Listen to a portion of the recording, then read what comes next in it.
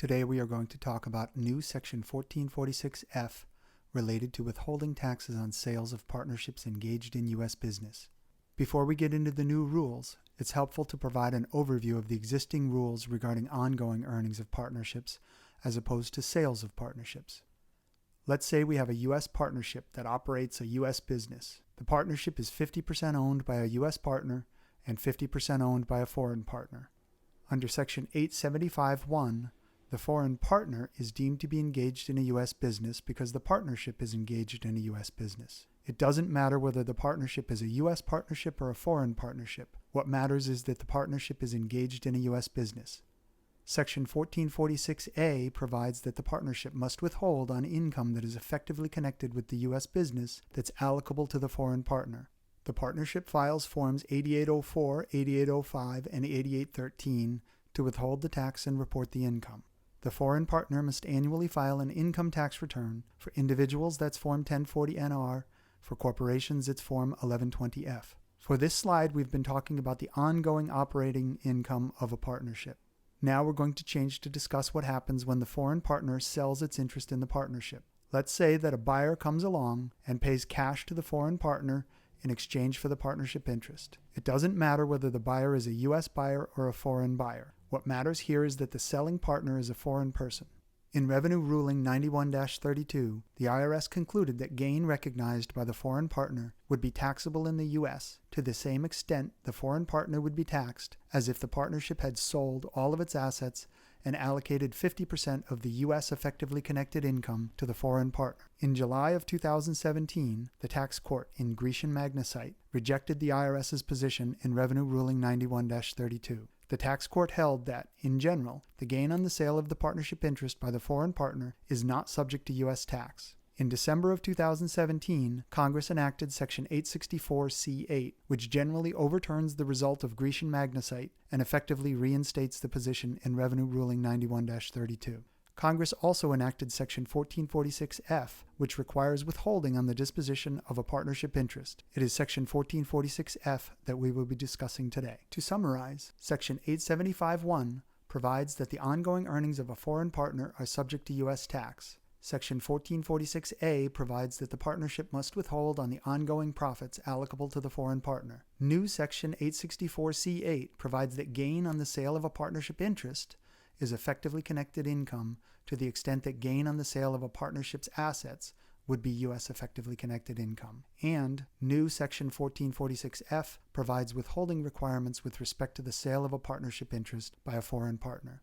Topics we're going to discuss today include Section 1446F withholding generally, exceptions to the withholding requirements, determining the amount to withhold, partnership backup withholding, partnerships as transferees themselves. We will not discuss sales of interests in publicly traded partnerships. So on to Section 1446F withholding generally. Using the same structure as before, a buyer pays cash in exchange for the partnership interest. The seller is the transferor and the buyer is the transferee. The buyer needs to withhold 10% on the amount realized to the foreign seller. Section 1446F is a lot like FIRPTA withholding. Under FIRPTA, if a foreign person owns U.S. real estate and a buyer purchases the real estate from the foreign person, Section 897 causes gain on the U.S. real estate to be deemed effectively connected income. Section 1445 requires the buyer to withhold 15% on the amount paid to the foreign seller. Guidance to date under Section 1446F includes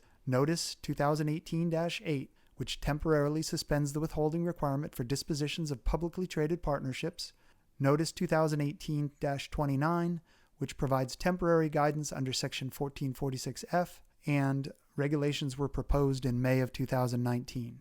In this presentation, I will primarily discuss the proposed regulations. However, the proposed regulations are similar in many ways to the existing rules in Notice 2018-29. There are 6 exceptions to withholding. Here's a list of the 6. We will go through each of them individually. The first exception is the non-foreign status exception. Here the buyer does not need to withhold if the seller provides a Form W-9 certifying that the seller is a U.S. person and provides the seller's U.S. taxpayer identification number. A buyer can rely on Form W-9 already in its possession. However, if the buyer knows that the W-9 is incorrect, the buyer cannot rely on it. Back to our basic structure. but this time the selling partner is a U.S. person. In this case, the U.S. partner provides a W-9 to the buyer, certifying that the seller is a U.S. person. If the buyer does not receive a W-9 from the selling partner, then the buyer must withhold 10% of the amount realized. This can be a trap for the unwary in the wholly domestic context if the buyer does not realize it needs to get a W-9 from the seller. As an aside, the proposed regulations rely heavily on certifications. There are 12 or more certifications in the proposed regulations. The W-9 is one example of a certification. Each of the certifications must include the name and address of the person providing it, include the seller's taxpayer identification number, be signed under penalties of perjury, and be received within 30 days before the transfer. If these requirements are not met, the certification generally cannot be relied upon and withholding may be required. The section exception to withholding is where the seller does not realize any gain on the disposition. If the buyer receives from the seller a certification indicating that the sale of the partnership interest will not result in any realized gain to the seller, then the buyer does not need to withhold. However, any ordinary income recognized under Section 751 is considered gain realized. So if there is an overall loss but some gain is recognized under Section 751, this exception cannot apply. The third exception to withholding is where less than 10% of the total gain would be effectively connected gain.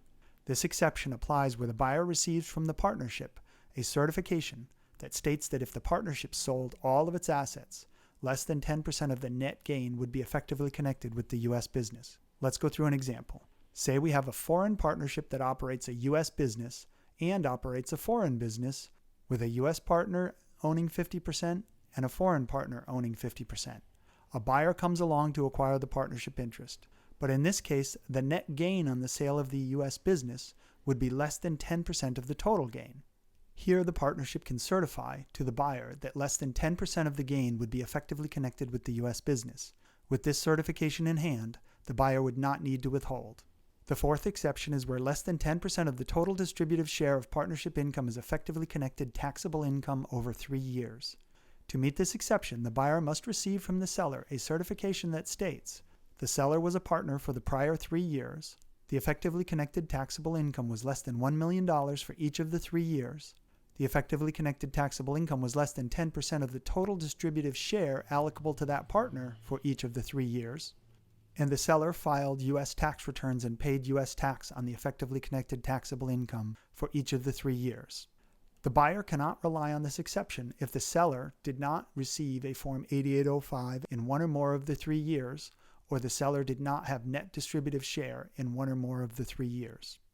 The fifth exception is where no gain is recognized under a non-recognition provision, such as Section 751 or 721. This exception requires that the buyer receive from the seller a certification indicating that no gain is recognized due to a non-recognition provision. The certification must briefly describe the transfer and the relevant law. This exception does not apply if any amount of gain is recognized, for example, where there is some boot in a 351 exchange. The sixth exception is where a treaty exempts the gain from being taxable. This exception requires that the buyer receive from the seller a certification indicating that an income tax treaty fully exempts the gain from U.S. tax. The seller must include a withholding certificate such as a W-8-BEN or W-8-BEN-E. The buyer must mail a copy of the withholding certificate to the IRS. Those are the 6 exceptions to withholding. For 5 of the exceptions, a certification was made from the seller to the buyer. For one of the exceptions, the certification was made from the partnership to the buyer. Now on to determining the amount to withhold. Generally, 10% of the amount realized must be withheld. The amount realized on the disposition of a partnership interest is not as straightforward as on dispositions of other assets. We will discuss these special rules. The proposed regulations have certain limits on the amount to withhold. There is also a reduced withholding if a maximum tax liability is computed.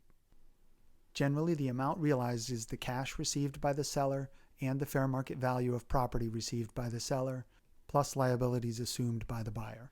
In the partnership context, the amount realized also includes the seller's decrease in its share of partnership liabilities under Section 752. Section 752B provides that any decrease in a partner's share of partnership liabilities is treated as a distribution of money to the partner. When a partner sells its interest in the partnership, its share of the partnership liabilities will decrease to 0. The buyer is the person who needs to withhold To determine 10% of the amount realized, the buyer needs to be able to compute the amount realized. The buyer knows how much cash and property it is transferring. The buyer knows the liabilities that it assumes. But the buyer does not know the seller's decrease in its share of partnership liabilities under Section 752. This information is either provided as a certification from the seller or as a certification from the partnership itself. The seller can generally certify liabilities using information from the most recent K-1 received, but not if the seller is the controlling partner. The partnership can certify liabilities based on its books and records as of the determination date. More on the determination date later. Back to our basic structure for a minute. The seller can certify the reduction in liabilities, or the partnership can certify the reduction in liabilities. What if the buyer does not receive any certification? Then the buyer cannot determine the amount realized. What if the buyer cannot determine the amount realized? The buyer must withhold all of the purchase price. The seller gets nothing. All of the cash and property goes to the IRS.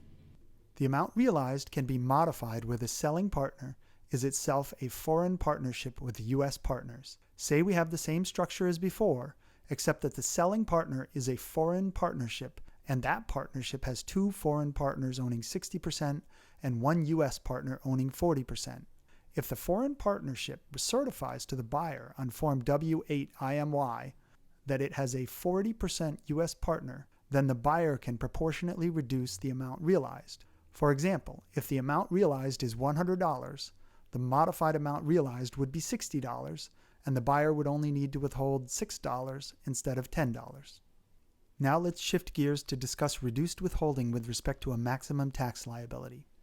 The buyer may withhold less than 10% of the amount realized if it receives from the seller a certification as to the maximum tax liability. For the seller to make this certification, the seller must receive a statement from the partnership regarding the amount of the effectively connected gain. The maximum tax liability is the highest marginal tax rate multiplied by the effectively connected gain. The maximum tax liability concept is somewhat similar to obtaining a withholding certificate from the IRS in the FIRPTA context. Back to our basic structure for a minute. If the partnership certifies the effectively connected gain to the seller, then the seller can certify the maximum tax liability to the buyer. Instead of withholding 10% of the amount realized, the buyer withholds the maximum tax liability. Now on to partnership backup withholding. If the buyer does not withhold as required, the partnership must backup withhold on distributions it makes to the buyer. However, the partnership does not need to withhold if the buyer certifies to the partnership that there was an exception to withholding or that the buyer withheld 10% of the amount realized. Back to our basic structure. After the purchase, the buyer becomes the partner in the partnership. The buyer must certify to the partnership that either an exception to withholding applied or that 10% of the amount realized was withheld. If the buyer fails to make this certification to the partnership, then the partnership must withhold on distributions it makes to the buyer. Again, back to our basic structure for a minute. Let's say that the foreign partner incorrectly provides a W-9 to the buyer. The seller is foreign and should not provide a W-9, but the buyer does not know that the W-9 is improper. The sale goes through. The buyer does not withhold on any tax. The buyer certifies to the partnership that it did not need to withhold because it received a W-9, where the seller certified it was a non-foreign person. However, the partnership knows that the seller is a foreign person. The partnership cannot rely on the certification from the buyer because it knows the certification is not correct. The partnership has to withhold on distributions to the buyer until 10% of the amount realized has been withheld, plus interest. It therefore would be prudent for a buyer to get the partnership to agree to the amount that needs to be withheld prior to the sale going through. Now on to the partnership acting as a transferee. So far, I've primarily used the terminology of seller and buyer. However, the regulations use the terms transferor and transferee. The partnership can be considered a transferee when it makes a distribution. Therefore, the partnership may need to withhold on a distribution to its partner. Let's say we have a U.S. partnership with two U.S. partners owning 60% of the partnership. The remaining 40% is owned by a foreign partner. If the partnership makes a cash distribution to the foreign partner, and the foreign partner surrenders his interest back to the partnership, the foreign partner is the transferor, and the partnership itself is the transferee. The foreign partner has effectively sold out his interest in the partnership. Because the partnership is the transferee, it may need to withhold on the distribution. I mentioned before we would discuss the determination date. The determination date is the date used to determine when a partner is the controlling partner, the date used to determine the fair market value and basis for withholding exceptions, the date used to determine the seller's share of partnership liabilities, and the date used to determine the effectively connected gain for the maximum tax liability. The determination date is either the date of the transfer, any date no more than 60 days before the date of the transfer, typically this would be the end of the month prior to the date of the sale, or the later of the first day of the partnership year or the most recent revaluation event prior to the date of transfer. This third alternative is not allowed for a controlling partner. Now, just briefly, I wanted to mention the reporting and paying of the tax. The withheld tax must be paid to the IRS within 20 days of the date of transfer.